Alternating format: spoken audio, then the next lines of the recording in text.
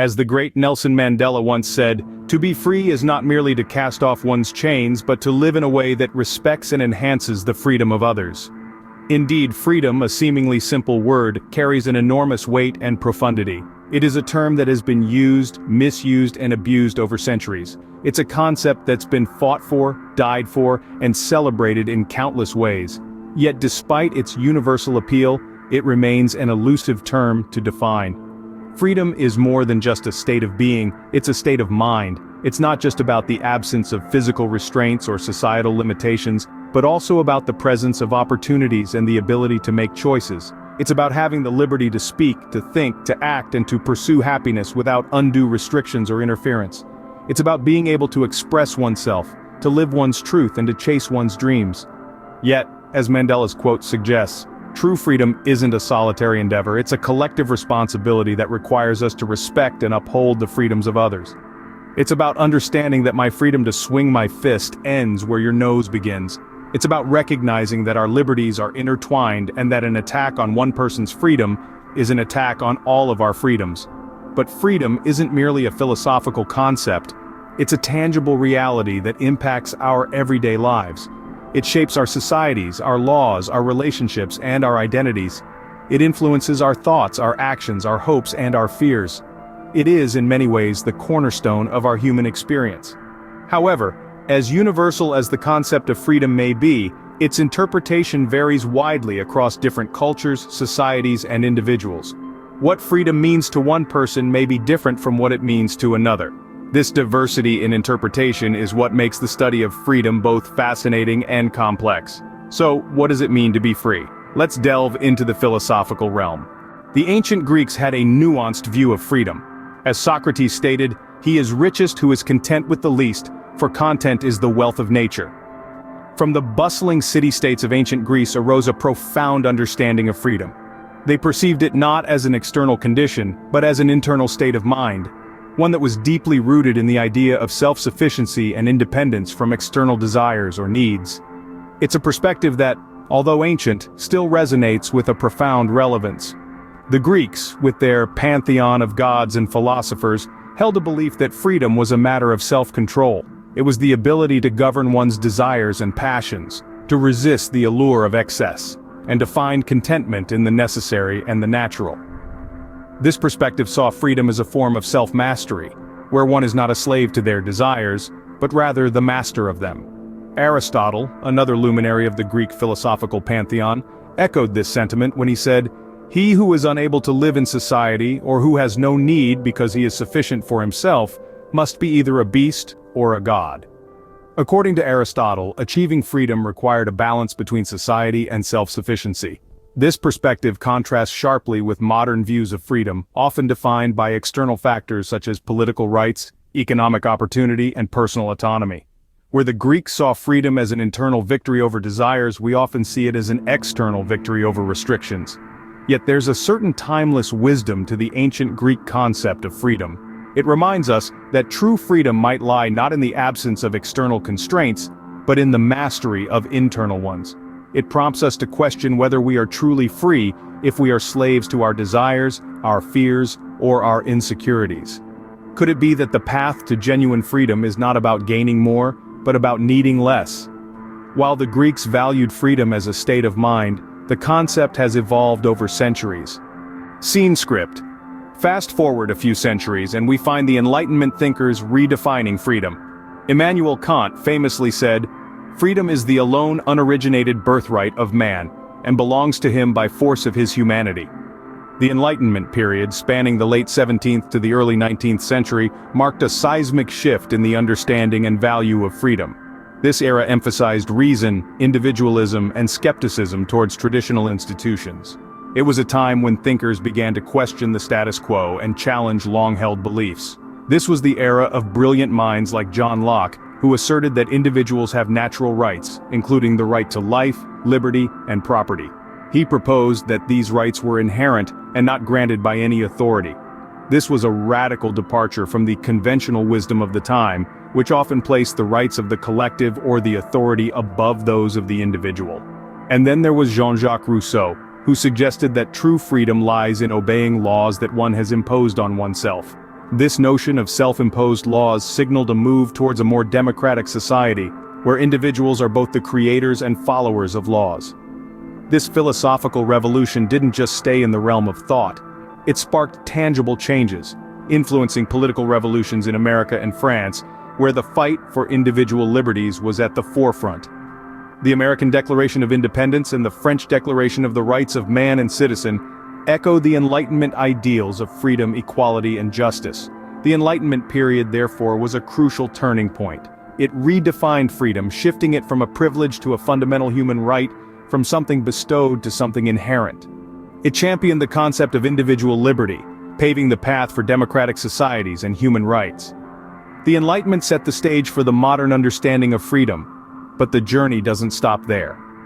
The quest for freedom continues, taking new forms and facing new challenges, shaped by the evolving human experience. The pursuit of freedom, just like the pursuit of knowledge, is a never-ending journey, and that's the beauty of it.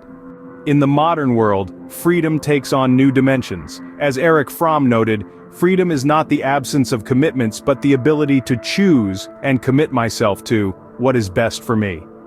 Today, freedom is more than just the right to act according to our will, but also encompasses the ability to think, to express, and to question. It's not just political or societal, but also personal and psychological. The modern concept of freedom is complex and multifaceted, woven into the very fabric of our everyday lives. In democratic societies, freedom is often viewed as a fundamental right, a cornerstone of the social contract between the government and its citizens. But this freedom doesn't exist in a vacuum. It's balanced against societal responsibilities and the rights of others. We see this play out in debates about free speech, privacy rights, and even public health measures. Freedom in these cases becomes a balancing act between individual liberties and collective well-being. However, the most intriguing and perhaps challenging aspect of modern freedom lies in the realm of technology. With the advent of the digital age, freedom has taken on new dimensions and new challenges. The internet, for instance, has been hailed as a bastion of freedom, a place where information is free-flowing and barriers to communication are broken down. But, as we've come to realize, this freedom also comes with challenges. The internet has also become a space where misinformation thrives, where privacy is often compromised, and where the lines between public and private, real and virtual, are increasingly blurred. It raises questions about what freedom means in a world where our every click can be tracked, our every post monitored. Does the freedom to access and share information equate to freedom itself, or does it in some ways hinder it? Then there are the ethical implications of technological advancements.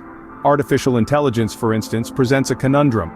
On one hand, it holds the promise of freeing us from mundane tasks, of creating more efficient and smarter systems.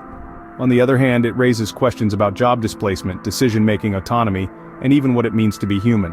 So in the modern context, freedom is a paradox. It's both an enabler and a challenge, a right and a responsibility. It's a concept that is constantly evolving, shaped by societal changes, technological advancements, and our understanding of what it means to be human.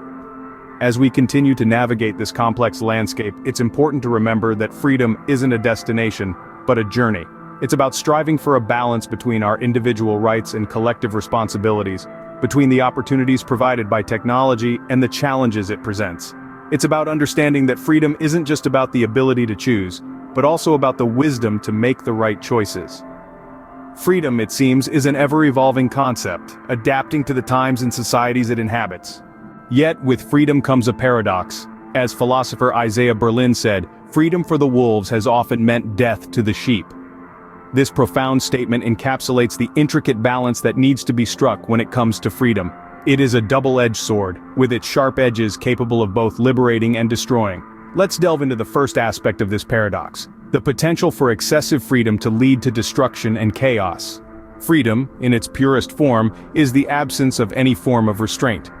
However, imagine a world where everyone is free to do as they please, without any laws or rules. It paints a picture not of utopia, but rather of anarchy. This is a clear example of how freedom, when taken to its extreme, can spiral into chaos. Now let's flip the coin and consider the second aspect of the paradox: the balance between freedom and security. Freedom and security are often seen as two sides of the same coin, yet they can also be at odds with each other. In an effort to maintain public safety and order, governments may impose regulations that restrict certain freedoms. This raises the question, how much freedom are we willing to sacrifice for the sake of security? One classic example of this is the debate over surveillance in the name of national security. While it may protect against threats, it also infringes on the individual's right to privacy. Here, we are confronted with the paradoxical dilemma. The freedom we yearn for can sometimes be the very thing that threatens our security. Similarly, the pursuit of economic freedom can sometimes lead to gross inequalities. A laissez-faire approach where markets are free from state intervention can lead to wealth accumulation for a few, while leaving many others in poverty. This highlights yet another paradox of freedom. The freedom of some can result in the oppression of others. So how do we navigate this complex terrain? The answer lies in finding the right balance. Freedom, in its absolute form, can lead to anarchy. Yet too many restrictions can stifle creativity, innovation, and individuality. Finding the middle ground is key. A society that respects individual freedoms, while also having sensible regulations in place to maintain order and protect the vulnerable, is the ideal we should strive for. Yet, this balancing act is far from easy. It requires constant negotiation and often involves making tough decisions. It is a journey that each society must embark on, taking into account its unique context and values.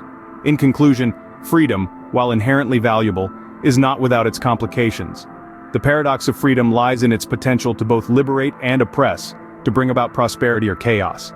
It is a delicate dance between the individual's right to self-determination and the collective need for stability and order. Navigating the paradox of freedom is one of the greatest challenges of our time. So where does this leave us? How do we define freedom in an ever-changing world? As we continue to evolve, so too does our concept of freedom. The future of freedom lies at the intersection of technology, global issues, and societal changes, creating a myriad of possibilities. Consider the role of technology. With rapid advancements in areas like artificial intelligence and virtual reality, we're on the cusp of a new digital frontier. Freedom in this context may mean the ability to exist and interact in digital spaces, unhindered by physical limitations. But it also raises questions about privacy and autonomy in an age of ever-present surveillance and data collection. Then, there's the global stage. We're more connected than ever before, and our actions have far-reaching consequences. The future of freedom could mean a redefinition of sovereignty, as we grapple with issues like climate change and global inequality that transcend national borders. It could mean the right to a sustainable future and equitable access to resources. Societal changes too play a crucial role. For instance, as we become more aware of the diverse experiences that make up the human tapestry, freedom might mean the ability to express one's identity without fear of persecution or discrimination. Yet with these potential freedoms come new challenges. Freedom in the digital realm may mean wrestling with the ethics of AI and grappling with questions of digital rights. Freedom on the global stage could involve navigating complex international relations and finding a balance between individual and collective rights. And freedom in the societal context might mean confronting deeply ingrained prejudices and working towards greater social justice. As we navigate these complex landscapes, one thing remains clear. Freedom is not a static concept, but a dynamic one, constantly reshaped by the forces of change. In the words of philosopher Jean-Paul Sartre, freedom is what you do with what's been done to you. As we move into the future, we must decide what we will do with the challenges and opportunities that come our way. As we look to the future, we must continue to grapple with the concept of freedom and what it means in our lives. Our task, then, is not to define freedom once and for all, but to continually redefine it in response to the ever-evolving world around us. So, we've journeyed from ancient Greece to the modern world, exploring the evolution of freedom. We started with the ancients, who saw freedom as the privilege of participating in public affairs. We then traced the concept through the ages, witnessing its metamorphosis into the right to live as one pleases. In the modern world, we recognize freedom's paradoxical nature. The more we yearn for it, the more it seems to elude us. We discuss the potential future of freedom, pondering over whether it will be defined by technological progress or the perennial human quest for meaning. Throughout this journey, we've seen that freedom is not a static concept, but a dynamic one, ever evolving with society's changes. It's a complex and multifaceted idea that holds different meanings for different people. Now, it's your turn. What does freedom mean to you in today's world? Share your thoughts and join the conversation.